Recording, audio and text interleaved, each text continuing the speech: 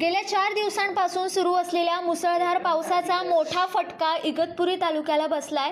भामनगर दरेवाडी येथील भाम धरणाच्या माथ्यावरून जाणारा मुख्य रस्ता अनेक ठिकाणी खचला असून मोठा भेगा पडल्यात। रस्त्याखालून जाणारी मोरी घसरल्याने रस्ता आणखी कमकुवत झालाय। डोंगराची मातीही रस्त्यावर आल्याने वाहतूक धोकादायक बनली आहे।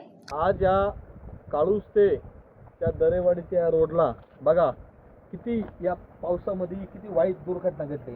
आज ही मोरी अक्षरशः डायरेक्ट तुटून या रस्त्यापासून वेगळी झाली। म्हणजे या तालुक्याचे निष्क्रिय असलेले टक्केवारीचे भ्रष्टाचारी आमदार हिरामनजी खोसकर साहेब, आता बस करा तुमच्या टक्केवारी पायी। आज लोकांचे रस्त्याला 2 भेगाहून एक रस्ता 2 ठिकाणी हो राहिला आहे। बघा बरं, इथं कधी त्यांनी एंगल टाकलेलं नाही, गज नाही, काहीच दिसत नाही। तर गज नसल्यामुळं ती मोरी तुटून गेली।